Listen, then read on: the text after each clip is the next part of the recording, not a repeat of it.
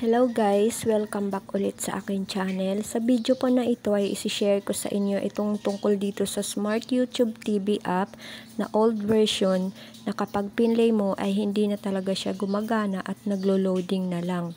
Ayan guys, kapag kinlik mo siya, lumalabas yung Get Crosswalk. Dati, dun sa una kong tutorial, kapag nakalagay Get Crosswalk, pupunta ka sa Play Store at i-install mo yung Crosswalk, tapos magpe-play na siya. Pero ngayon hindi na kasi nag-update na siya. Kapag pumunta kayo sa App Store ng inyong Smart TV, may makikita kayo doon na dalawang app, Smart YouTube TV at Smart Tube Next. Ngayon, ipapakita ko sa inyo kung paano paganahin itong Smart YouTube TV na old version. Punta lang po tayo sa App Store. Ayan, para mabilis mahanap yung app, pindutin po ang search button at i-type po ang Smart, lalabas na kaagad yun.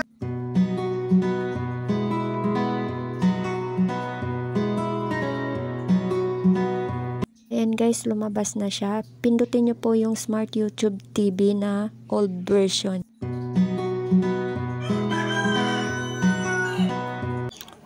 Ayan na po siya. Ngayon po maghahanap tayo ng ipi-play natin para malaman natin kung magpe-play ba siya.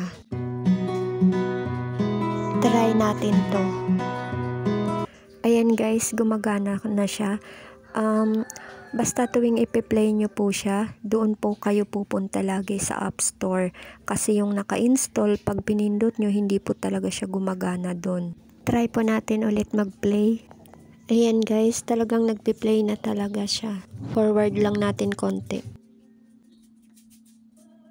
Kapag sinubukan ninyo itong ginawa ko at hindi gumana, try nyo po i-install yung Smart Tube Next, yung isang Smart Tube Next.